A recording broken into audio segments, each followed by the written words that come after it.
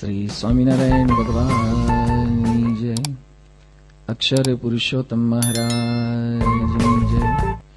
ગુણાતીતાનંદ સ્વામી મહારાજની જય. ભગતજી મહારાજની જય. શાસ્ત્રીજી મહારાજની જય. યોગીજી મહારાજની જય. પ્રગટ ગુરુ હરિ પ્રમુખ સ્વામી મહારાજની. હમણાં થોડાક સમય પહેલા રાજકોટના એક હરિભક્ત મંદિરે મળવા માટે આવ્યા. એમનો પ્રશ્ન એ હતો કે સ્વામી, થોડાક સમય પહેલા મને સ્વપ્ન આવ્યું છે, એ સ્વપ્નની વાત મારે આપને કરવી છે. શેનું સપનું આવ્યું? સ્વપ્નમાં હરિકૃષ્ણ મહારાજે દર્શન દીધા અને પરમ પૂજ્ય સ્વામીશ્રીએ દર્શન દીધા. તો બહુ સારી વાત કહેવાય, સૌભાગ્ય કહેવાય, આનંદ કહેવાય. પણ કે સ્વપ્નમાં એવું આવ્યું કે હરિકૃષ્ણ મહારાજને લઈને સ્વામી બાપા ઉભા હતા અને સ્વામીશ્રીએ મને સેવાની આજ્ઞા કરી કે 11,000 રૂપિયા તું સેવા કરી દેજે. હું સેવા કરી દેવાની, પણ કે ક્યાં કરવું એ હજુ તો હું પૂછું એ પહેલા તો બાપા અદ્રશ્ય થઈ ગયા.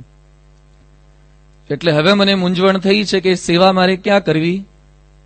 બધું રાજકોટમાં રહીએ એટલે રાજકોટમાં જ કરવાની હોય ને, કે ના કે પૂછવું પડે બાપાને કે સેવા મારે ક્યાં કરવી. તો ફોન કરવો છે. એટલે મેં બાપાને ફોન જોડ્યો. એમનો અત્યંત આગ્રહ હતો, જૂના હરિભક્ત હતા. એટલે સાંઈ બાપાને કીધું કે સ્વામી એક હરિભક્ત છે, એમને આ પ્રકારનું સપનું આવ્યું છે અને તમને આવો 11,000 માટે ટાઈમ મળે છે, મને આનંદ થયો. નહીં તો બિલ ગેટ્સને કે લક્ષ્મી મિત્તલ લેવાના સપના દીધા હોત તો ઘણી રાહત થઈ જાય એક સાથે. એમાં આમાં આપે ટાઈમ કાઢ્યો. સ્વામી કે કોણ છે? એટલે બધું આ હરિભક્ત છે, બધું એને સપનું આવ્યું છે અને આ પ્રકારે સેવા કરવાની ઈચ્છા છે. સ્વામી કે પહેલા એને પૂછ કે એની એ પ્રકારની ક્ષમતા છે. બધું એની ક્ષમતા છે જ. સ્વામી કે બારોબાર તું ના કે, એને પૂછ પહેલા કે સેવા કરી શકે એમ છે કે નહીં. મેં કીધું સ્વપ્નમાં દર્શન દીધા એટલે કરે જ, કરવાની જ હોય ને, એમાં આપ ચિંતા શું કરવા કરો છો? સ્વામી કે એવું નહીં, એની આર્થિક સ્થિતિ છે કે નહીં પૂછ. એટલે મેં એને ફોન ચાલુ રાખીને પૂછ્યું. કન્સ્ટ્રક્શન એની લાઈન છે. કીધું બાપા કહે છે કે 11,000 થશે કે નહીં? એ કે થશે. બાપા બોલ્યા છે એટલે થઈ જશે, કરી નાખીશ. સ્વામી કે એમ નહીં, તું પાછો બાજુ ઉભો રહીને પ્રેરણા ના આપ્યા કરીશ કે. સ્વામી કે એનાથી થાય એવું હોય તો જ વાત કરે, 11,000 કરવા એવું નહીં. કે સ્વપ્નમાં ભલે હું બોલ્યો પણ એની શક્તિ ન હોય તો ન કરે.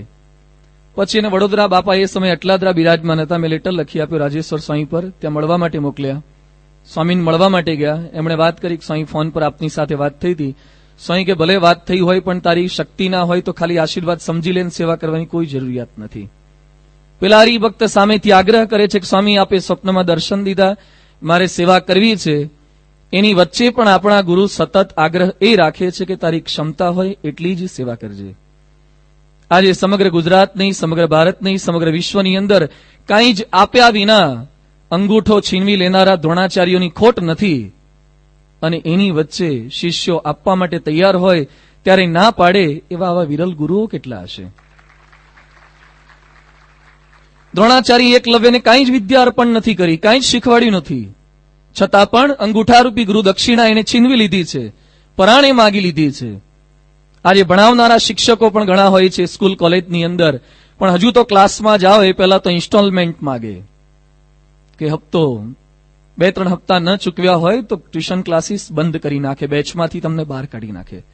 સમગ્ર જગત એવું થતું જાય છે. એની વચ્ચે એક એવા વિરલ ગુરુની આજે આપણને પ્રાપ્તિ થઈ છે જેને કોઈ પૈસાની અપેક્ષા નથી. સ્વામીશ્રી અમદાવાદમાં બિરાજમાન હતા. સવારે સ્વામીશ્રી સમય ઉલ ઉતારતા હતા અને ઉલિયું બાપાને ચાંદીનું ઉલિયું અર્પણ કર્યું. પરમ પૂજ્ય પ્રમુખ સ્વામી મહારાજે ચાંદીના ઉલિયાનો ઘા કર્યો, ફેંકી દીધો. સ્વામી કે ઉલ ચાંદીથી ઉતારવાની છે કે પેલા ઉલિયા સામાન્ય ઉતારીએ એમાં શું ફરક પડી જાય છે? ન સ્વીકાર્યું.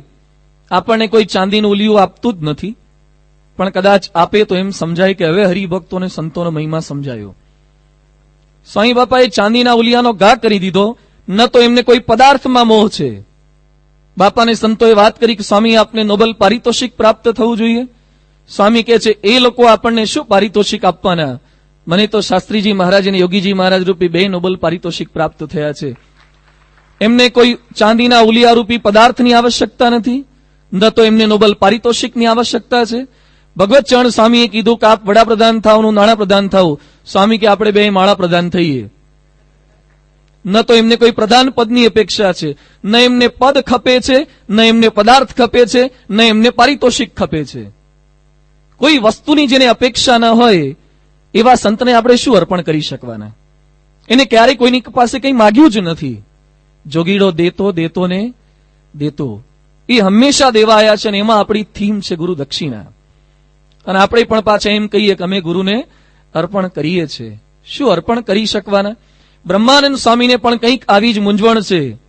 બ્રહ્માનંદ સ્વામી લખે છે, પથ્થર કી જાતિ હીરા ચિંતામણી પારસહુ મોતીપુખ રાજલાલ શાલ ફેર ડારીએ કામધેનુ કલ્પતરુ આદિદે અનેક નિધિ સકલ વિનાશવંત અંતર વિચારીએ. શું આપવાના ભગવાન અને સંતને? કામધેનુ બધું નાશવંત છે, મોતી પુખરાજ બધું નાશવંત છે, સકલ વિનાશવંત અંતર વિચારીએ. સબ ही जहान में ही दूसरो उपाय नहीं, चरणों में शीश में ली दीनता उच्चारिए. कहत है ब्रह्मानंद कायमन बानी करी कौन ऐसी भेट गुरु राज आगे धारीए. એવી કઈ ભેટ ગુરુના ચરણોમાં આપણે સમર્પિત કરવી જોઈએ? એ સંકલ્પ આજે આપણે સૌએ કરવાનો છે. ગુરુને બીજી કોઈ જ અપેક્ષા આપણા સૌની પાસેથી નથી, પરંતુ એક અપેક્ષા તો ચોક્કસ એમને રહ્યા કરે છે. બૌદ્ધ એક ધર્મગુરુ થઈ ગયા. એના એક શિષ્ય હતા કશ્યપ માતંગ. આ માતંગ પણ એકવાર સૂતા હતા, કાશ્મીરની અંદર સૂતા હતા. ત્યાં એમનો આશ્રમ હતો. ત્યાં એને સ્વપ્નની અંદર પણ કંઈક આવી જ ઘટના દેખાઈ. એની પાસે ભોજનનો બહુ મોટો ભંડાર હતો અને ચારે બાજુ લોકો ભૂખે મરતા હતા. એની પાસે ભોજનના અખૂટ ભંડાર, એની આજુબાજુના લોકો ભૂખે મરે. એટલે એને મનમાં પ્રશ્ન થયો કે આવું તો કે આજુબાજુમાં છે નહીં, છતાં મને આવું સ્વપ્ન કેમ આવ્યું? અને એણે પોતે એના આધારે એની મુલવણી કરી કે ભગવાન બુદ્ધ મને કહેવા માંગે છે કે તારી પાસે જ્ઞાનનો અખૂટ ભંડાર છે, તારી બાજુબાજુના લોકો એ જ્ઞાન ગરીબીમાં જીવી રહ્યા છે. એ લોકોને તારી પાસે જે જ્ઞાનનો ભંડાર છે એ તું ડિસ્ટ્રીબ્યુટ કર. અને ત્યાર પછી એણે સંકલ્પ કર્યો કે તથાગત બુદ્ધની મારી ચો તરફ રહેતા લોકોને સંસ્કાર આપવાની, પ્રચાર કરવાની આદેશ છે, આજ્ઞા છે. એટલે ઘોડા ઉપર ગ્રંથો લાદ્યા બૌદ્ધ ધર્મના અને કારાકોરમની ઠંડીમાંથી પસાર થઈ અને ચાઇનાની અંદર બૌદ્ધ ધર્મ સૌથી પહેલો ફેલાવનાર આ કશ્યપ માતંગ હતો. ગુરુએ ખાલી સ્વપ્નમાં દર્શન દીધા અને ત્યાં જ ગુરુના સ્વપ્નને સાકાર કરવા માટે એ ચાલી નીકળ્યા. જીવનના અંતિમ શ્વાસ સુધી બૌદ્ધ ધર્મનો પ્રચાર અને પ્રસાર કરવા માટે એ સખત જજુમ્યા. તો આપણા ગુરુનો પણ કંઈક આવો સંકલ્પ છે, આપણા ભગવાનનો પણ કંઈક આવો સંકલ્પ છે. એકવાર શ્રીજી મહારાજ ગઢપુરની અંદર બિરાજમાન હતા. રાત્રિનો સમય હતો. મહારાજ અચાનક જાગી ગયા. રાત્રે જાગીને મહારાજ પરમહંસોને બોલાવે છે. મહારાજ કે મુક્તાનંદ સ્વામી ક્યાં? મુક્તાનંદ સ્વામી જીવા ખાચરના દરબારમાં પધરામણી ગયા હતા. ત્યાં કંઈક ઉતારો છે સંતોનો, ત્યાં સૂતા હતા. એટલે પરમહંસોને મહારાજ કે છે મુક્તાનંદ સ્વામીને બોલાવો. અરે મહારાજ, એ તો જીવા બાપુના ત્યાં સૂતા છે. મહારાજ કે ના બોલાવો, અત્યારે જ બોલાવો. રાત્રે 2:30 વાગ્યાના સુમારે મુક્તાનંદ સ્વામીને ત્યાં બોલાવ્યા. મુક્તાનંદ સ્વામી આપણી જેમ તો ન હોય કે ઠપકો આપે કે આટલી મોડી રાત્રે શું ઉઠાડવાની જરૂરિયાત હતી. જી મહારાજ, શું આજ્ઞા છે? એ વખતે મહારાજ કે છે અમને એક સપનું આવ્યું છે અને સપનાની વાત કરવી છે. અડધી રાત્રે તમારા એવું સપનું આવે એમાં બીજાની ઊંઘ શું કરવા બગાડો છો? પણ મહારાજને એટલો ઉમળકો હતો કે રાત્રે ને રાત્રે જ સપનાની વાત કરી દેવી છે. મહારાજ મુક્તાનંદ સ્વામીને કહે છે કે સ્વામી, આજે એમને સપનાની અંદર અનેક દેવો દેવીઓ અવતારો એ બધાએ દર્શન કરવા માટે આવ્યા હતા. બધાએ પ્રાર્થના કરી કે પૂર્ણ પુરુષોત્તમ નારાયણ પ્રથમ વખત અહીંયા અવની પર પધાર્યા છે અને ગામો ગામ તમારા ધામ થશે, ગામો ગામ આપના મંદિર થશે, સ્થાપનાઓ થશે, તીર્થ બનશે. કૃપા કરીને આપની સાથે આપના અખંડ દર્શન થાય એના માટે અમને ક્યાંક નાના મોટા સ્થાન આપજો. આ દેવી દેવતાઓએ અમારી સમક્ષ પ્રાર્થના કરી છે. સ્વામી, આજે આપને સમજાતું નહીં હોય પણ ભવિષ્યમાં અનંત કોટી બ્રહ્માંડના દેવી દેવતાઓ આ પૂર્ણ પુરુષોત્તમ નારાયણના દર્શન કરવા માટે તલપાપડ થશે, ઝંખના કરશે. સ્વામી, આજે આપને સમજાતું નહીં હોય પરંતુ આ ગઢપુર તો મોટું ધામ બનશે, અહીંયા હજારો લાખો લોકો એ દર્શને આવશે. આવી વાત શ્રીજી મહારાજ રાત્રે 2:30 થી 3 વાગે મુક્તાનંદ સ્વામીને કરી રહ્યા છે. આ શ્રીજી મહારાજના સ્વપ્નો નથી, આ શ્રીજી મહારાજના સંકલ્પો છે. કેવળ સંકલ્પો નથી, એમના દ્રઢ સંકલ્પો છે. ગુણાતીતાનંદ સ્વામી જુનાગઢમાં એક કુવા બાજુથી પસાર થતા હતા અને સ્વામીએ કીધું કુવામાં સરસવના કેટલા દાણા સમાય? સરસવના દાણા કુવામાં કેટલા સમાય? કરોડોની અબજોની સંખ્યામાં, જેની કોઈ ગણતરી ન થઈ શકે. સ્વામી કે છે એની બાજુમાં ઉભા રહી અને તીર છોડ્યું હોય આકાશની અંદર, એ તીર કેટલી હાઈટ પર જાય? કુવાની અંદર સરસવના દાણા ભરવાના, અને એ સરસવના દાણાની હાઈટ, તીરે જેટલી હાઈટ પ્રાપ્ત કરી હોય એટલું એનું લેવલ વધારતા જવાનું. સ્વામી કે એટલા જીવોનું અમારે આ દેહે કરીને કલ્યાણ કરવું છે. આવો શુભ સંકલ્પ લઈને આ પરંપરા આવેલી છે. કંજૂસ તો આપણે છીએ કે આપણને આવો સંકલ્પ થતો જ નથી કે આટલા જીવોનું કલ્યાણ કરવું છે, આટલાનું સારું કરવું છે. આ લોકો બહુ વિશાળ હૃદયના હતા. પરંપરાના પ્રત્યેક ગુરુવરીઓના જીવનની અંદર આવા શુભ સંકલ્પો આપણને જોવા મળે છે. યોગી બાપા વિદ્યાનગરમાં બોલ્યા હતા કે 500 વર્ષમાં પૃથ્વીનો એક પણ ખૂણો એવો ખાલી નહીં હોય જ્યાં અક્ષર પુરુષોત્તમનું ભજન નહીં થતું હોય. આ યોગી બાપાનો શુભ સંકલ્પ છે. આપણને કદાચ ન સમજાય, ન મનાય. સાંઈ બાપા રાજકોટ આવ્યા હતા ગત વર્ષે. બાપા આગળ આ જ સંકલ્પો બધા હું વાંચતો હતો, અને આ બધા સંકલ્પો વાંચે એમાં યોગી બાપાના સંકલ્પ તો કેવા હદ કરી નાખે એવા એમના સંકલ્પો છે. ન જ મનાય એવા સંકલ્પો છે. જાપાનમાં મંદિર થશે, કાશ્મીરમાં મંદિર કરવું છે. કાશ્મીરમાં પોલીસ ચોકી નખાતી નથી, પોલીસો નથી રહી શકતા, ત્યાં અમે કેમ ના રહેવાના? એવી પરિસ્થિતિમાં યોગી બાપા કે ત્યાં મંદિર કરવું છે ને આ એમના શુભ સંકલ્પો હતા. યોગી બાપા કે 1 લાખ સાધુ બનાવવા છે, 1 લાખ સાધુ બનાવવા છે. આવું બોલ્યા જ એટલે સામે બેઠેલા હસે એટલે યોગી બાપા પાછા બોલે. યોગી બાપા કે ગુરુ તમે હસો છો પણ સત્પુરુષ વાક્યમ ન ચલંતી. સત્પુરુષનું વાક્ય ક્યારેય ચલાયમાન થતું નથી. આવા શુભ સંકલ્પ એમણે કરેલા. આ સંકલ્પોનું પઠન હું પ્રમુખ સ્વામી મહારાજ આગળ કરતો હતો. પછી બાપાને છેલ્લે પ્રશ્ન કર્યો કે સ્વામી યોગી બાપા આટલું બોલી ગયા છે પણ આ બધું ક્યારે થશે? સ્વામી કે પહેલા ઘણું બધું નતું મનાતું એ થયું? મેં તો ઘણું થયું, ઘણું નતું મનાતું. સ્વામી કે હજી તને નહીં મનાતું હોય ને ભવિષ્યની પેઢીઓમાં થશે. કેટલું એ થશે? સ્વામી કે આપણે હાજર હોઈએ કે ન હોઈએ, મોટા પુરુષના સંકલ્પો એ સાકાર થાય જ છે. એક વાર બોલે છે, એ કરીને બતાવે છે. પરંતુ એ સંકલ્પને સાકાર કરવા માટે આપણે સૌ પ્રયત્નશીલ નથી. એનું દુઃખ આ ગુરુ પરંપરાને રહ્યા કરે છે. 58ની સાલમાં યોગીજી મહારાજ ગોંડલમાં બિરાજમાન હતા, અને યોગી બાપા એ વખતે એક વાક્ય ખૂબ સુંદર બોલ્યા હતા. સ્વામી કે 10 લાખ જેટલા સત્સંગીઓ છે, જો બધા જ વાત કરવા માંડે તો 50 લાખ થાય, પણ અમારી એ આજ્ઞા કોઈ પાળતું જ નથી. આ યોગી બાપાના શબ્દો છે. યોગી બાપા ક્યારેય કોઈની ફરિયાદ ન કરે.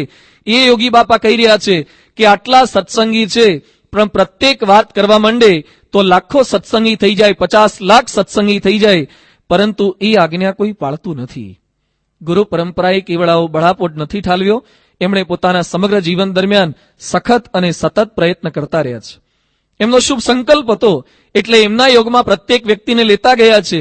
શ્રીજી મહારાજે પેલા કાઠીને, કોળીને, કણબીને દરેકને પોતાની પકડમાં લીધા છે. મહારાજ કે આ વખતે કોઈને બાકી નથી રાખવા, અને એના માટે સખત પ્રયત્ન કર્યો. ગુણાતીતાનંદ સ્વામી બરવાળા ગામમાંથી પસાર થતા હતા. સ્વામીને શરીરે કસર હતી, તાવ વર્તાતો હતો. એ વખતે કાળુ સુથારે વિનંતી કરી, સ્વામી આપ થાકલો ખાઓ, રોકાઈ જાઓ, આરામ કરો. એ વખતે ગુણાતીતાનંદ સ્વામી એક વાક્ય બહુ સુંદર બોલ્યા.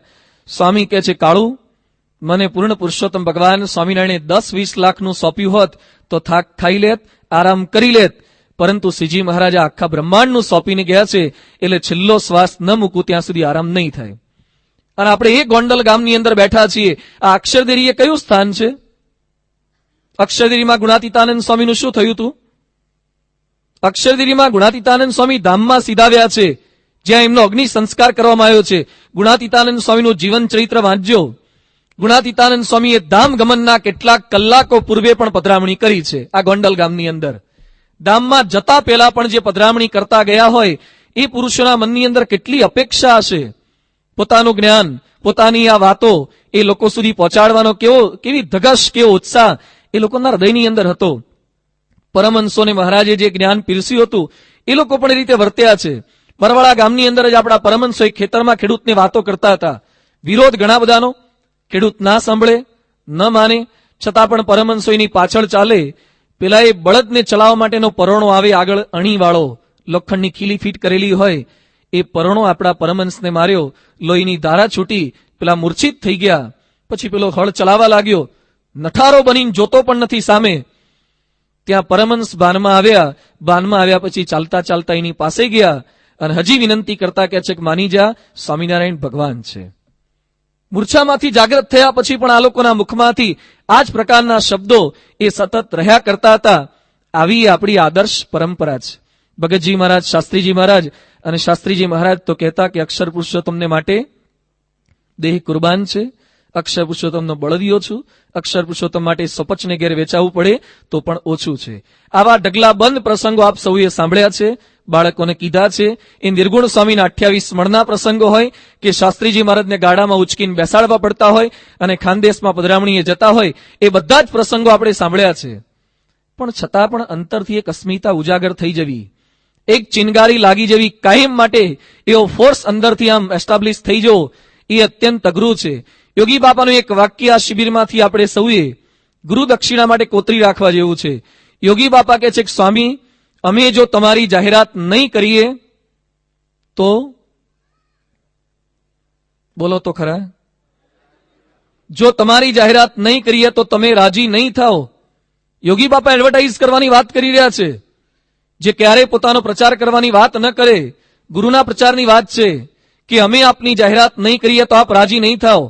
જગતમાં આપનો મહિમા ફેલાવી શકીએ કે આપ કોણ પુરુષ થઈ ગયા. યોગી ગીતાના પ્રત્યેક શબ્દો તો વાંચીએ. શ્રી યોગી બાપા બોલ્યા છે, મને અડધો રોટલો ખાવા મળે તો ખાઈને સૂઈ રહું, પણ શાસ્ત્રીજી મહારાજની સંસ્થા વધે તે માટે દાખલો કરું. આપણે સંસ્થા વધે ઘટે એ તો મહારાજના હાથમાં છે. કરતા હરતા તો મહારાજ છે, આપણે કરનારા કોણ? નિમિત્ત માનીને આવા મોરા આગળ રાખી અને આપણે પ્રયત્ન ન કરવો, આવી પરિસ્થિતિ આપણા સૌની થતી હોય છે. એટલે આટલો ઉત્સાહ ઉમંગ એ પરંપરાના જીવનમાં તો છે જ, અને વર્તમાન કાળે સ્વામી બાપાના જીવનમાં જે ઉત્સાહ છે, સ્વામી જે પ્રતિજ્ઞા લીધી છે કે મારા દેહના અંતિમ શ્વાસ સુધી હું સખત અને સતત પ્રયત્ન કરતો રહીશ. 88 વર્ષની એમની ઉંમર છે, અનેકવિધ શારીરિક તકલીફો છે, ડોક્ટરોની અનેક વખત ના થઈ છે, છતાં પણ જે પ્રયત્ન કરી રહ્યા છે BAPSના પ્રચાર અને પ્રસાર માટે. સ્વામી બાપા સારંગપુરમાં બિરાજમાન હતા. ગયા વર્ષે બાપાને મળવા માટે પરમાર કિશોર મંડપના કિશોરભાઈના દીકરા એ મધુભાઈ આવ્યા હતા. અને એ વખતે સ્વામી સંતોએ નક્કી કર્યું હતું કે એને પૂજા આપવી. પછી બાપાને પહેલેથી વાત કરી રાખી હતી કે સ્વામી આ પરમાર મંડપ વાળાના દીકરા છે, એને પૂજા અર્પણ કરવાની છે. એટલે સ્વામી એને વાત કરી. બહુ જૂનો યુવક છે, સ્વામી બાપાને પ્રસાદીભૂત આખો પરિવાર છે. પરમાર કિશોર મંડપ પાસે કોઈ જ મોટા એવા ગાળા નહોતા, કોઈ એવા મંડપ નહોતા. યોગી બાપાએ ગોંડલમાં ઉત્સવ હતો ને કિશોરભાઈને બોલાયા. યોગી બાપા કે ગુરુ આપણે ઉત્સવ કરવાનો છે, ગાળા નાખવાના છે. એ કે સ્વામી મારી પાસે 2-3 ગાળા જ છે, મારા મિત્રના માગી લાવું ત્યારે અહીંયા શરદ પૂનમનો ઉત્સવ થાય. જેની પાસે પરમાર કિશોર મંડપ પાસે 3 ગાળા નહોતા 15x20ના. યોગી બાપા કે ઓલ હિન્દુસ્તાનમાં મોટા મોટો મંડપ થશે. અને આજે 10 લાખ માણસોને મંડપ નીચે બેસાડવા હોય, 10 લાખને મંડપ નીચે બેસાડવા હોય, એટલા મંડપના ગાળા, લાકડા, ચંદની બધું એની પાસે છે. એ મધુભાઈ યોગી સ્વામી બાપાના દર્શને આવ્યા. પછી સ્વામી એને એવું બોલ્યા કે મધુ તારી પાસે અત્યારે કેટલા ગાળા છે? એટલે એમણે કીધું કે સ્વામી આટલા લોકોને બેસાડી શકીએ. સ્વામી કે તું પ્રયત્ન કરે કે નહીં, વધે એમાં રાજી થાય કે કુરાજી થાય? નાના બાપા વધે એમાં રાજી થવું. સ્વામી કે તું તારો જેમ બિઝનેસ વધે એમ રાજી થાય છે, એમ પૂજા લોકોને આપવી અમારો બિઝનેસ છે. સ્વામી કે લોકોને સત્સંગી કરવા એ અમારો બિઝનેસ છે, તો એમાં અમારા હરિભક્ત વધે તમે રાજી ના થઈએ? સ્વામી કે આજે સંકલ્પ કર કે પૂજા ગ્રહણ કરવી છે અને રોજ પૂજા કરવી છે. આજે સ્વામી બાપા પોતાના યોગમાં આવનાર પ્રત્યેક વ્યક્તિને વાતો કરી રહ્યા છે. એમની શારીરિક તકલીફો ઘણી છે. હમણાં તિથલનો રિપોર્ટ આવ્યો. તિથલમાં નીલકંઠવણી પૂજન વિધિ કરવા માટે સ્વામી કે છે ઉભા રહેવું છે. સંતો કે બેસી જાઓ. સ્વામી કે ના, ઉભા કરવી છે. ઉભા રહ્યા, પૂજન કર્યું અને આરતી ઉતારતા હતા. હજુ તો 3જી કડી માંડ આવે ત્યાં થાકી ગયા અને બેસી જવું પડ્યું. આજે આપણા ગુરુ માંડ ઉભા નથી રહી શકતા, એ સ્થિતિમાં એ પહોંચ્યા છે. એક આરતી સુધી ઉભા ન રહી શકે એટલા હાડકા શિથિલ થઈ ગયા છે. એની વચ્ચે પણ એમના મનની અંદર સતત ઉમળકો રહ્યા કરે છે કે મારા યોગમાં આવનાર પ્રત્યેક વ્યક્તિને મારે વાત કરવી છે. આજે ફોન ઉપર પણ ઘણીવાર બાપા સાથે વાતો કરીએ, ઇવન કોઈને લઈ ગયા હોય છતાં પણ સ્વામીના અંતરમાં ઉમળકો છે કે આને સત્સંગની વાત પીરસવી છે. તો શા માટે આ લોકોની બેટરી આટલી પાવરફુલ છે? શું કરી નાખવું છે આમને?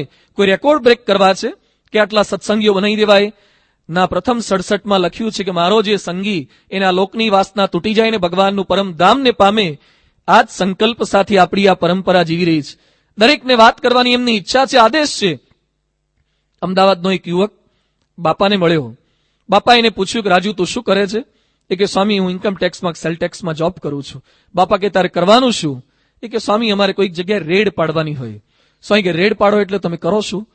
સ્વામી કે ગેરકાયદેસર કર્યું હોય, આઈટી ભર્યા ન હોય બધું, એટલે સરકારના અધિકારીઓ ક્યારેક 15, ક્યારેક 50, ક્યારેક 100-150 જેવી મોટી ફર્મ એક સાથે 300 પણ એક જગ્યાએ તાટકતા હોય છે. અધિકારીઓ એની ઓફિસમાં, એની નોકરીના જગ્યાએ અથવા તો ઘરે, દરેક જગ્યાએ એક સાથે પહોંચી જાય. સ્વામી કે કરવાનું શું? એ કે બાપા અમે તાત્કાલિક પહોંચી અને કમ્પ્યુટર કનેક્ટ નેટ થ્રુ હોય બધું કટ કરી નાખીએ, ટેલિફોન વાયર કટ થઈ જાય, મોબાઈલ ન લાગે એના માટે જામર ફિટ થઈ જાય, બીજી બધી સિસ્ટમ આખી ગોઠવાઈ જાય અને ઘરના તમામ સભ્યો હોય સભ્ય દીઠ 2 વ્યક્તિ ગોઠવાઈ જાય. એની આજુબાજુ 2 જણા અમારા ઇન્કમ ટેક્સના સેલ ટેક્સના ગોઠવાઈ ગયેલા હોય. સ્વામી કે તારે શું કરવાનું હોય? એ કે બાપા મારે જે મુખ્ય વ્યક્તિ હોય મને જોબ એવી આપે છે કે મુખ્ય વ્યક્તિની બાજુમાં બેસી રહેવાનું. સ્વામી કે શું કરો તમે? એ કે બાપા એ મારી સામે જોયા કરે, હું એની સામે જોયા કરું. ખાવા જવા દેવાનું, બીજું કશું જ ન કરવા દે તમને, ખાવા નાવા ધોવા સિવાય બેસી જ રહેવાનું, કોઈની સાથે વાત ન. 1 દિવસ ચાલે, 2 દિવસ ચાલે, 5 દિવસ આ દરોડાવાળા ચેકિંગ કર્યા કરે, ઘરા ખૂબ ફેદી નાખે, વીખી નાખે, કોઠાર માત્ર દાણા માત્ર બહાર કાઢી દે, કંઈ બોલી ના શકાય આ લોકોની સામે. સ્વામી કે 3 દિવસ તું એની સામું જોયા કરે, એ તારી સામું જોવે, એના કરતા એટલો ટાઈમ તું આપણી સત્સંગની વાતો એને કરતો હોય તો અલા રેડ પડી હોય તાર સત્સંગની વાતો સાંભળે કોઈ? સ્વામી કે તારી સામું જોવે એટલા દરમિયાન તારા અક્ષર પુરુષોત્તમની વાતો કરવી, સંતનો મહિમા કેવો ન સાંભળે કોઈ. આપણા ગુરુની અપેક્ષા કયા લેવલની છે કે જે વ્યક્તિના ઘરમાં રેડ પડી હોય, જે અત્યંત દુઃખી અવસ્થામાં હોય, એની વચ્ચે પણ એને આ વાતો કરવી, કરી શકાય. ઘણીવાર આપણા મનમાં પ્રશ્ન હોય છે ને, ક્યારે કરાય, કોને કરાય, કેવા સંજોગોમાં કરાય, બધું સાનુકૂળ હોય તો કરાય. આજે થોડીક વાત એ જોવી છે. દુનિયામાં લોકો જે કાર્ય કરી રહ્યા છે, ઘણીવાર આપણને એમ લાગે છે કે આપણે જ કાર્ય કરીએ છીએ. ઘણીવાર ઘણા કાર્યકરથી ભૂલથી બોલી જવાતું હોય છે કે કેટલું કરવાનું બીએપીએસ માટે, તો બહુ કર્યું, હવે વર્ષોથી કાર્યકર છીએ, રોજનો કલાક 2-2 કલાક ફાળવીએ છીએ, દર રવિવારે સભાઓમાં જવાનું, બાળકોના બાલિકાઓના સંપર્ક કરવાના. આ દુનિયાની અંદર કેવળ આપણે જ કાર્ય નથી કરતા. અલગ અલગ સંપ્રદાયમાં જે માણસો ભોગ સમર્પણ આપી રહ્યા છે એ જોતા એ સંપ્રદાયના માણસો સમક્ષ આપણું મસ્તક ઝૂકી જાય કે કેવું સમર્પણ એ લોકો કરી રહ્યા છે. હમણાં જ ગાયત્રી પરિવારનો એક યુવક મને મળવા માટે આવ્યો હતો. રાજકોટની TN રાવ કોલેજમાં હું લેક્ચર આપવા માટે ગયો હતો. ત્યાં એને બુક એને બતાવીને બુક લખી છે આત્મહત્યા ઘટે એના માટે. પછી એ મળવા માટે આવ્યો, થોડીક વાતો બધી કરી, પછી એને બુકનું ટાઇટલ લખવું હતું અને મને કહે કે એકવાર જોઈ લો આપ, કે આ પબ્લિશરને આપવી, પ્રકાશિત કરવાની હતી. પછી મેં એનામાં ઊંડો રસ લીધો. મેં કીધું આમ ઉત્સાહી છે. મને કે સ્વામીજી હું ગાયત્રીનો ઉપાસક છું. હમણાં જ હું હરિદ્વારની અંદર ગયો હતો, ગાયત્રીની શિબિર જ્યાં રામ શર્મા આચાર્યજીનું કેન્દ્ર છે, ભગવતી દેવીનું, ત્યાં ભરીને આવ્યો છું. 6 મહિના મેં ગાયત્રીના સાધક તરીકે તાલીમ પ્રાપ્ત કરી છે. હું મારું આખું જીવન ગાયત્રીને સમર્પિત કરવાનો છું. મેં તારા લગ્ન થઈ ગયા? એ કે મારી એ વાત સાંભળો, મેં નક્કી કર્યું હતું કે જે છોકરી ગાયત્રીને સમર્પિત થવા માંગતી હોય એની સાથે જ મારે એંગેજમેન્ટ કરવા. તો મેં કીધું થઈ ગયા, મળ્યા ખરા એવા? એ કે 2 વાર કેન્સલ થયું. મારી શરત આ જ રહેતી હતી કે હું ગાયત્રીમાં સમર્પિત થઈ જવાનો છું, તારે સમર્પિત થવું હોય તો આવ. બંને વખતે તૂટી ગયું. હમણાં ત્રીજી વખતે ગાયત્રીની કૃપાથી ગોઠવાઈ ગયું છે. એ છોકરીએ પણ નક્કી કર્યું છે કે ગાયત્રી માટે દેહ કુરબાન કરી દેવો છે. એ બંને નક્કી કર્યું છે કે સંતાનની કોઈ આવશ્યકતા નથી અને ત્યાં ગાયત્રી પરિવારમાં જે સેવા સોંપશે એ કરશું. આખું જીવન એ યુવક 25 કે 26 વર્ષનો હતો. હજી હમણાં 6 મહિના પહેલા એના લગ્ન થયા છે.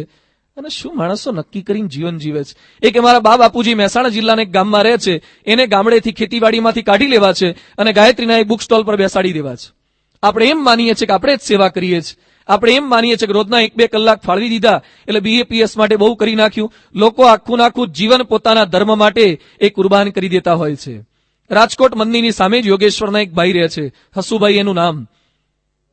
આરોગ્યની અંદર થોડું ઘણું આ એક્યુપ્રેશરમાં બધું જાણે છે. એને મેં મળ્યા હતા. માણસે યોગેશ્વર સંપ્રદાય માટે જે કુરબાની આપી, હવે તો ફરી ગયા, પલટાઈ ગયા, આપણામાં આવી ગયા છે બધા પ્રકરણ એ લોકોમાં થયા. એટલે પણ એ હસુભાઈ જો ડેડિકેશન, છેલ્લા 35 વર્ષથી એક પણ દિવસ એને યોગેશ્વરની એક સભા ચૂક્યા નથી. રોજ પોતાના ઘરે એને ઘડિયાળની દુકાન છે, પોતાના ઘરેથી સ્કૂટર લઈને નીકળવાનું, 150-200 કિલોમીટર સુધી મોરબી, વાંકાનેર, ટંકારા, દૂર દૂરના ગામો સુધી એ સ્કૂટર ચલાઈને જાય. રાત્રે 1 વાગે, 2 વાગે, 3 વાગે પાછા આવવાનું. આ રીતે માણસો કાર્ય કરે છે. એક દિવસે એના દીકરાના લગ્ન હતા, બપોરે લગ્ન પૂરા થયા અને 3 વાગે એ પ્રચાર અને પ્રસાર માટે નીકળી ગયા છે. એક દિવસ નથી ચૂક્યા. તો યોગેશ્વર ધર્મની અંદર તો કોઈ સાધુ જ નથી અમારા જેવા. ખાલી કાર્યકર્તાઓ જ કાર્ય કરી રહ્યા છે, ન તો ગાયત્રી પરિવારમાં એવો સમુદાય છે કાર્યકર્તાઓ જ કાર્ય કરી રહ્યા છે. પ્રત્યેક ધર્મની અંદર મિશનરી ઝીલ સાથે આ માણસો કાર્ય કરે છે. અને ખ્રિસ્તીઓની તો વાત જવા દો, શું માણસો મિશન લઈને બેઠા છે. એમાં મોર્મન વાળા તો, મોર્મન એક ખ્રિસ્તી ધર્મનો ફાંટો છે અને એની અંદર એ લોકો જે કાર્ય કરી રહ્યા છે, અત્યારે ફાસ્ટેસ્ટ ગ્રોઈંગ કોઈ રિલિજિયન હોય ઇટ્સ મોર્મન. એક વર્ષની અંદર લાખો અનુયાયીઓ વધારી નાખે છે. એ લોકોમાં નિયમ છે કે પ્રતિ વર્ષ 12th સાયન્સ પાસ કર્યા પછી અથવા તો બેચલર થયા પછી નોકરી સ્વીકારવાની નહીં અને 2 વર્ષ એ મોર્મનને ડેડિકેટ કરી દેવાના. ગયા વર્ષે 2-3 વર્ષ પહેલા એ લોકોના હજારો છોકરાઓ, લગભગ 58,000 જેટલા છોકરાઓ, જે સાધક તાલીમ કેન્દ્ર નહીં પણ યુવા તાલીમ કેન્દ્ર આપણે સારંગપુરમાં ખોલ્યું ને, 6 મહિનાની તાલીમ, એમ એ લોકોના 2 વર્ષની તાલીમ હોય છે. પછી હું બહાર નીકળીશ ને મારું જ્ઞાન પેલું એક્સપાયર ડેટ થઈ ગયું હશે, પછી મને કોઈ નોકરી નહીં આપે, મનમાં પ્રશ્ન નહીં કરવાનો. 2 વર્ષ આપી દેવાના, ગમે તે દેશમાં મોકલે, તમારા ખર્ચે જવાનું. જાપાનમાં, જર્મનીમાં, ચાઇનામાં, પાકિસ્તાનમાં, કોઈ પણ દેશમાં તમારે ક્રિશ્ચિયાનિટીનો પ્રચાર અને પ્રસાર કરવા માટે જવાનું. એમાંથી કેટલાક યુવકો એ આની અંદર જાપાનની અંદર ગયા, કોઈ માને નહીં, કોઈ વાત સ્વીકારવા તૈયાર ના થાય, દરવાજા ખખડાવે. 100 ઘરે એ લોકો ફર્યા, 100માંથી 99 ઘરે તો દરવાજા ખુલ્યા નથી. એક ઘરે દરવાજો ખોલ્યો અને એમ બોલ્યા, આજ પછી અમારી સોસાયટીમાં ક્યારે નહીં આવવાનું, અમે માનતા જ નથી ક્રિશ્ચિયાનિટીમાં. છતાં પણ એ લોકો હિંમત ન હાર્યા. એ સોસાયટીમાં એક પ્લે ગ્રાઉન્ડ હતું, નાનો બગીચો હતો.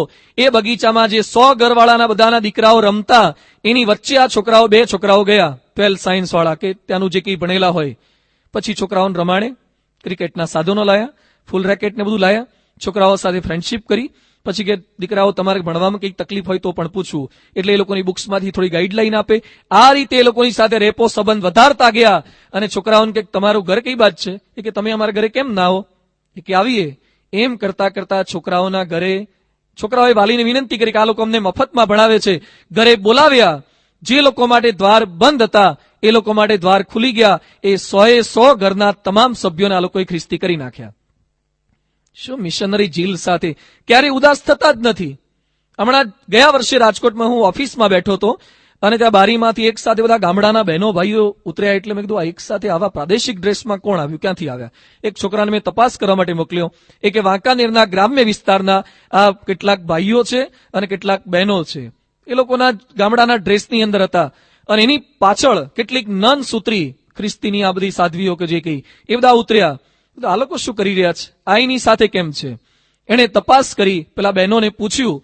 એણે કીધું અમે વાંકાનેરના ગ્રામ્ય વિસ્તારના છીએ, આ લોકો અમારા ગામડે બસ લઈને આવ્યા અને એમને કીધું કે રાજકોટ તમને બતાવીએ અને જોવાલાયક સ્થાનો બતાવીએ. અમને છેલ્લા 1.5-2 કલાકથી બધું બતાવે છે. આ તમારું સ્વામિનારાયણ મંદિર પણ બતાવ્યું અને બપોરનું જમવાનું અમારું પ્રેમ મંદિરમાં, જે એ લોકોનું ચર્ચ તે ત્યાં રાખ્યું છે. આજુબાજુના ગામડાઓમાંથી લોકોને ભેગા કરવાના અને ધીમે ધીમે બધી રાજકોટની કે આવા મોટા શહેરોમાં જોવાલાયક સ્થળ બતાવવાના. છેલ્લે ત્યાં પોતાના ચર્ચમાં લઈ જવાના, વ્હાઇટ વોશ કરી નાખવાનું અને આ વાત ફિટ કરી દેવાની. આવા સંકલ્પ સાથે માણસો કામ કરી રહ્યા છે. દુનિયા ખૂબ આગળ વધી રહી છે. દરેક ધર્મના, દરેક સંપ્રદાયના માણસો આવા પ્રયત્ન સખત કરી રહ્યા છે. મુસલમાનોની તો વાત જવા દો, શું પ્રયત્ન કરે છે. આ જિહાદી મિશન સાથે તાજ હોટલમાં ઉતરવું, અબેરોયમાં ઉતરવું, આ ખાવાના ખેલ છે. ખબર ન હોય કે મરી જવાશે, બ્લેક કેટ કમાન્ડો આવશે, એ લોકોને ખ્યાલ નહોતો. છતાં પણ નક્કી કર્યું, બાળપણથી ફિટ કરવામાં આવે છે.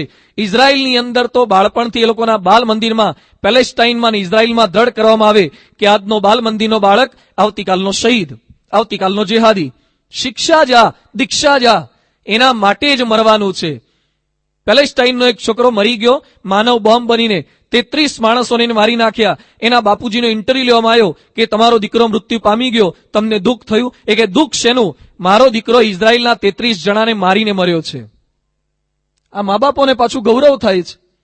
આવી અસ્મિતા સાથે એ લોકોના પરિવાર પણ જીવતા હોય છે. એટલે આપણે સૌ પણ કૃત નિશ્ચયી થવાનું છે, સંકલ્પ કરવાનો છે. અલગ અલગ સંપ્રદાયની અંદર માણસો જે કાર્ય કરી રહ્યા છે, હમણાં મેં ક્રિશ્ચિયાનિટીની વાત કરી, મુસ્લિમની વાત કરી, યોગેશ્વરની વાત કરી, આ ગાયત્રીની વાત કરી. બ્રહ્માકુમારી વાળા પણ પેરેલલ એટલો જ દાખલો કરી રહ્યા છે. બ્રહ્માકુમારીમાં બહેનો મોટી સંખ્યામાં છે, એટલા જ ભાઈઓ છે. બોટાદની અંદર બ્રહ્માકુમારીના 3 બહેનો આવીને છેલ્લા કેટલાક વર્ષથી રહે છે. આજુબાજુના દૂર દૂરના વિસ્તારથી આવેલા છે અને ભાવનગર રોડ બાજુ ફાટક છે, ત્યાં એ લોકોનું એક નાનકડી રૂમ જેવી રાખી છે, ત્યાં સેન્ટર ચલાવે છે. એમને ખબર કે બોટાદમાં જોવાલાયક સ્થાન એકમાત્ર સ્મશાન છે, એટલે દર રવિવારે સ્મશાનમાં જાય અને જેટલા માણસો ત્યાં આવતા હોય દરેકને બ્રહ્માકુમારીનો સંદેશ આપવાનો.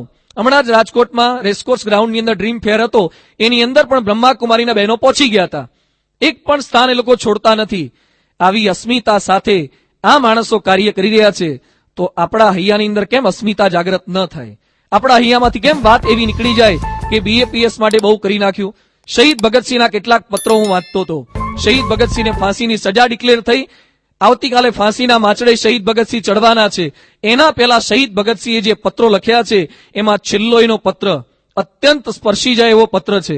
શહીદ ભગતસિંહના અવતરણ ચિહ્નમાં શબ્દો એક્ઝેક્ટ હું વાંચું છું. એક વિચાર આજે પણ મને ખૂંચા કરે છે. દેશ અને માનવ જાત માટે મારા મનમાં જે અરમાનો હતા, ભગતસિંહ શું લખે છે? દેશ અને માનવ જાત માટે મારા મનમાં જે અરમાનો હતા તેમાંનો 1000મો ભાગ પણ હું કરી શક્યો નથી દેશ માટે.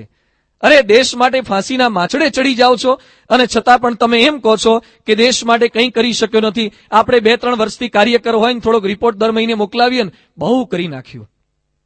મેં તો આટલું ધાર્યું નહોતું કે આટલું બધું કરવાનું થશે. આપણને ઉલટું થાય છે કે આટલો મનમાં ધાર્યું નહોતું કાર્યકર તરીકે આટલું કાર્ય કરું. ઘણા બોલે છે કાર્યકર થયા પછી કે પહેલા ખબર નહોતી કે આટલી બધી વેઠ કરાવડાવશે, આટલા બધા કાગળિયા ભરવા પડશે, હવે આ તો અંદર ભરાઈ ગયા, આવી ફસ્યા ભાઈ, આવી ફસ્યા. એના જેવું ઘણીવાર આપણને થાય છે. આ લોકો આખી જિંદગી કાર્ય કર્યા પછી, માછડે ચડ્યા પછી પણ એમ બોલે છે કે મારા મનમાં જે સંકલ્પ હતા એમાંનું કંઈ જ કરી શક્યો નથી. લોકો કાર્ય કરી રહ્યા છે અને અલગ અલગ સંસ્થાઓની અંદર અલગ અલગ લોકોના મનમાં જે મિશન ફિટ થાય છે. મેં ગત વર્ષે પણ વાત કરી હતી કે રાજકોટમાં એક ભાઈ છે doctor Harshad Pandit, veterinary doctor, અને એને ગુજરાતી ભાષાની વાત ફિટ થઈ ગઈ છે કે માતૃભાષામાં જ શિક્ષણ અપાવવું જોઈએ. આદુ ખાઈને ગુજરાતીની પાછળ પડ્યા છે. મને એકવાર મળવા માટે આવ્યા, થોડીક વાતો કરી. એ માણસની જે અસ્મિતા છે, એને નક્કી કર્યું છે કે શિક્ષણ તો માતૃભાષામાં જ મળવું જોઈએ. પુસ્તકો છપાયા છે, 2.5 લાખના તો એને પુસ્તકો છાપી માર્યા છે. નોકરીમાંથી VRS લીધું, જેટલા પૈસા આવે એના પુસ્તકો છાપી માર્યા. પુસ્તકમાં લખે કે આ થેલી ખરીદવાના 25 રૂપિયા, ન ગમે ને પાછી આપો તો 35 રૂપિયા મળે. આવો ખોટનો ધંધો શું કરવા? એક એ બાને તો લેશે ને, જોશે તો ખરા ને. મારા પુસ્તકો ગુજરાતી ભાષાના વાંચે એને 500 ગ્રામ ગોટાની ચટણી ખવડાવવાના. આ રીતે કામ કરે છે. હમણાં વચ્ચે એને ત્યાં સામે એક હોલની અંદર રાજકોટના બધા પ્રતિષ્ઠિતને ભેગા કર્યા, લુહાણા સમાજને. એ કે લુહાણા બધાને ભેગા કરીએ ને વાતો કરીએ માતૃભાષાની. પરમાર કિશોર મંડપની ખુરશીઓ મંગાઈ, માઇક સિસ્ટમ મંગાઈ, એકલા હાથે પ્રયત્ન કરે. મને વાત કરતા હતા, મને કે સ્વામી કેટલા આવ્યા હશે? મેં કીધું આમંત્રણ કેટલાને આપ્યું હતું? એ કે 400 જણાને લેખિત ઇન્વિટેશન આપ્યું છે, ફોન પર SMS કર્યા છે, ફોન પર રૂબરૂ વાતો કરી છે. મને કે કેટલા આવ્યા હશે? મેં કીધું 400 ને આટલો આગ્રહ કર્યો છે તો તમારા 250-300 આયા જો હોય ને. મને કે સ્વામી એક પણ નહોતો આવ્યો, એક પણ ના આવ્યો. ખાલી ચંદ્રકાંત પાવાગઢી એક જ વ્યક્તિ હતા. મને કે એક જ માંડ વ્યક્તિ આવ્યો ખાલી જોવા માટે. તમે ઉદાસ ના થયા? મને કે સ્વામી એમ ઉદાસ થઈએ તો સરસ્વતી માતાનું નામ લાજે, કામ કરવાનું જ હોય, ભલે ના આવે. મોડા વેલા વાત સમજાશે. અને હમણાં થોડાક સમય પહેલા રાજકોટ મંદિરમાં પેલો આરો પ્લાન્ટ માટે એમના દીકરા આવ્યા હતા, ધર્મવલ્લભ સાંઈ ખ્યાલ હશે. એનો દીકરો છે, ઓલું પાણીનું કામ કરે છે. પાણીના ફિટિંગની બધી વાત કરી. મને કે તમારે ટેમ્પરેચર આમ રહે, પાણીની વ્યવસ્થા આમ થાય. અને નીકળતા એ તો સેલ્સમેન છે વોટર ડિપાર્ટમેન્ટની અંદર. નીકળતા મને કે સ્વામીજી એક ગિફ્ટ તમને આપી છે. શેની ગિફ્ટ? એટલે એને થેલામાંથી પુસ્તક કાઢ્યું. પુસ્તક તો આ સરસ્વતી દેવીનો ફોટો અને માતૃભાષામાં શિક્ષણ. મેં કીધું તમે આનો પ્રચાર કરો છો? એક મારા બાપુજી હર્ષદ પંડિત છે. મને એમ કે એને જ ફિટ, આના દીકરાને એવું જ ફિટ કરી દીધું છે. જ્યાં જાય ત્યાં પુસ્તકે પકડાયા જ કરે છે. દરેક વ્યક્તિને પુસ્તક આપે છે. મને કે સ્વામી છેલ્લે મરી જવું ને ત્યારે મારા હાથની અંદર આ સરસ્વતી માતાનો ફોટો અને ગુજરાતી ભાષાનું પુસ્તક હોવું જોઈએ. આ મિશન સાથે કામ કરે છે. બીજા એક ટાઈની ટેન્ક કરીને પેલા ગોપાલભાઈ ને એના બાપુજી છે, ગાંધીજીના ઉપાસક, ગાંધીજીના ચુસ્ત ભક્ત, મંદિરે મળવા માટે આવ્યા હતા. મને કે સ્વામીજી ગાંધીજી માટે કંઈક કરવું છે, તમે સંકલ્પ કરો. મેં કીધું શું કરવાનું આપણે? મને કે આપણે પેલી લૂમ ખોલીએ. લૂમ શેની ખોલવાની? મને કે મને ખબર છે તમે ટેક્સટાઇલ કરેલું છે એટલે આપણે ભેગા થઈને આવું કંઈક કરીએ.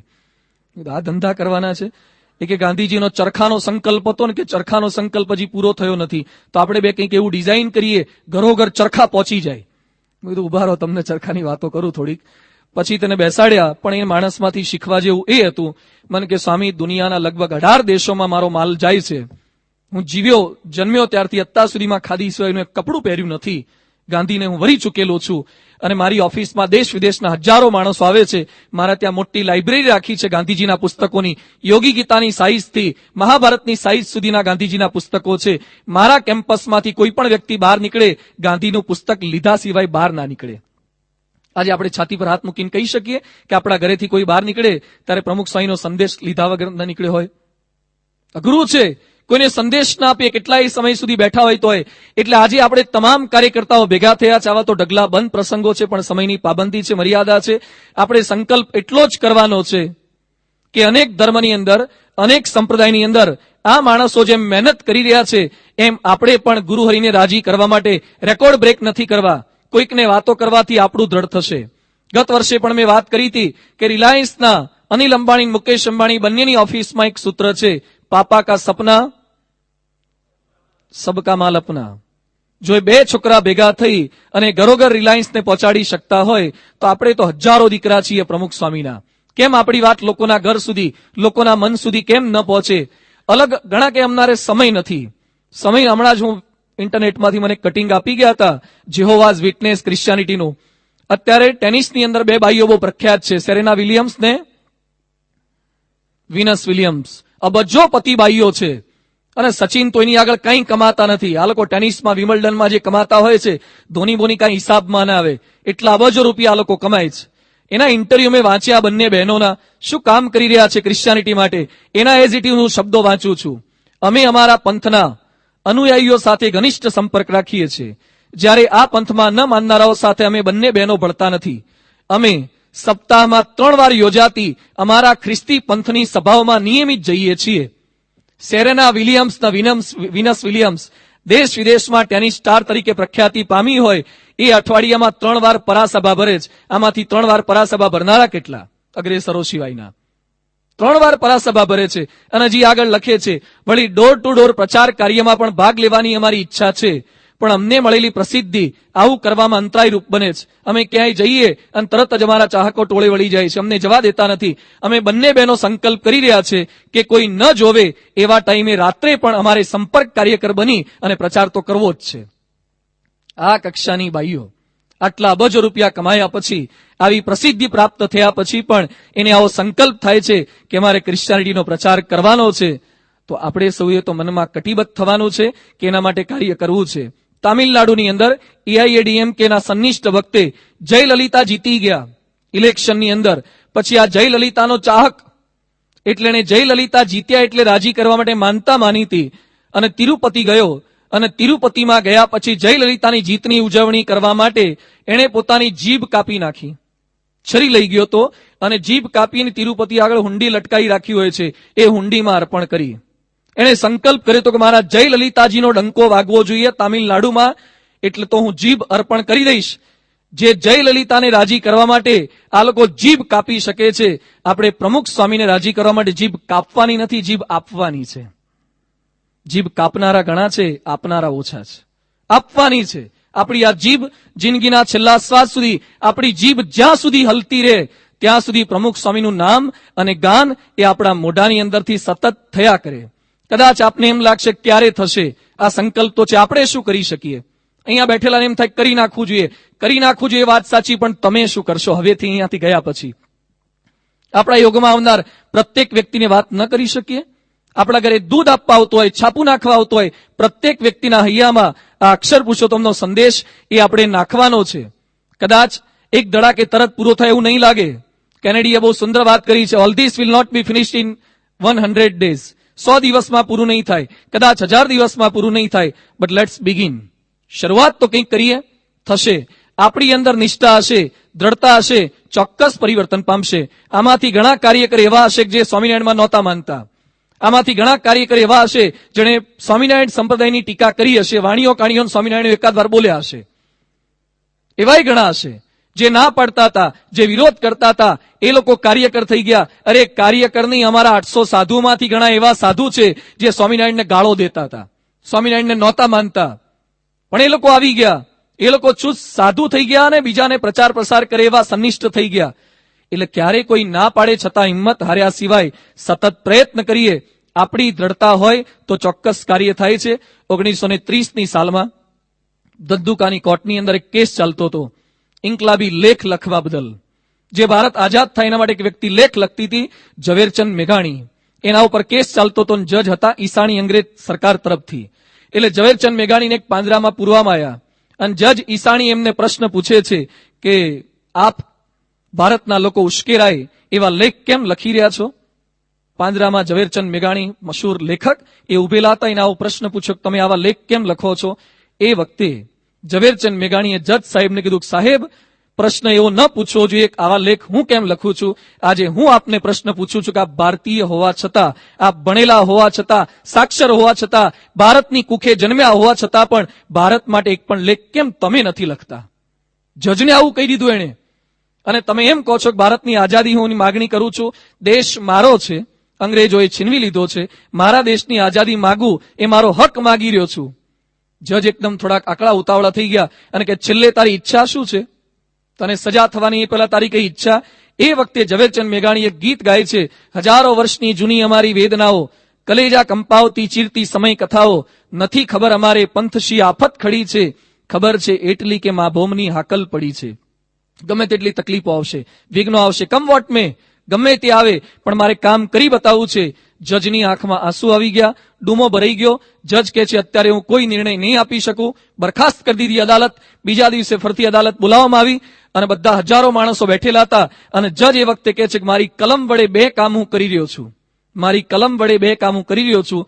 અંગ્રેજ સરકારનું ખાઉં છું, અંગ્રેજ સરકારનો પગારદાર છું, એટલે પહેલો આદેશ એ આપી રહ્યો છું, આવા ઇન્કલાબી લેખ લખવા બદલ ઝવેરચંદ મેઘાણીને 2 વર્ષની જેલની સજા કરું છું. અને અત્યાર સુધી ભારત માટે મેં કંઈ જ નથી કર્યું. આ સરકારનો ગુલામ હતો એટલે આજથી હું આ અંગ્રેજ સરકારની નોકરી છોડી દઉં છું અને ઝવેરચંદ મેઘાણીની જેમ હું પણ દેશ માટે લખવા માટે કુરબાની સ્વીકારી લઉં છું. આપણે જો મેઘાણી થઈએ ઈશાણી તો એની જાતે બદલાઈ જાય. આપણે આ થવાની જરૂરિયાત છે. આપણા મનની અંદર સંકલ્પ આ કરવાનો છે. ચર્ચિલને જ્યારે પૂછ્યું 23 જૂન 1940ના દિવસે સેકન્ડ વર્લ્ડ વોર ચાલતી હતી, ચર્ચિલ પ્રવચન કરતા અને પ્રવચનમાં હંમેશા પોતાની પ્રજાને પ્રશ્ન પૂછતા, you ask what is our policy? તમે પ્રશ્ન પૂછશો કે આ વખતે આપણી પોલિસી શું છે? I will say it is two ways war by sea, land and with all our strength. આપણી બધી જ તાકાતથી આપણે યુદ્ધ કરવું છે. બીજો પ્રશ્ન ચર્ચિલ હંમેશા લોકોને પૂછતા, you ask what is our aim? તો એ મને પ્રશ્ન પૂછશો કે આપણું ધ્યેય કયું છે? આઈ વિલ સે ઇન વન વર્ડ. ચર્ચિલ હંમેશા એક જ વાક્ય બોલતા, વિક્ટરી. અત્યારે નાના મોટા સરપંચો જે આમ કરે છે ને, ચર્ચિલમાંથી આવ્યું છે. બધા આમ કરતા ઇલેક્શનમાં આમ કરવા માંડે છે. એ ચર્ચિલનું એક જ સૂત્ર હતું, વિક્ટરી. હરાવા છે, આપણી વાતનો સ્વીકાર કરાવો છે. એમ આજે આપણે સૌ પણ કટિબદ્ધ થઈએ. જિંદગીના છેલ્લા શ્વાસ સુધી પ્રમુખ સ્વામી મહારાજના બનીને આપણી પ્રત્યેક ક્ષણ અને લોહીનો પ્રત્યેક કણ એ આ સંસ્થાના પ્રચાર અને પ્રસાર માટે વાપરતા રહીએ. અને પછી પણ શહીદ ભગતસિંહની જેમ આપણા મોઢામાંથી એ જ શબ્દો નીકળે કે બાપા માટે હજુ તો મેં કાંઈ જ કર્યું નથી. ક્યારેય મુખમાંથી એવું વાક્ય પણ ન નીકળે, મનમાં વિચાર પણ ના આવે કે સ્વામી માટે બહુ કરી નાખ્યું. તો જિંદગીના છેલ્લા શ્વાસ સુધી BAPSના બનીને રહેવાની અને BAPS માટે જીવન વિતાવવાની સતત પ્રેરણા આપણને સૌને પ્રાપ્ત થતી રહે, એમના શ્રી ચરણોમાં પ્રાર્થના.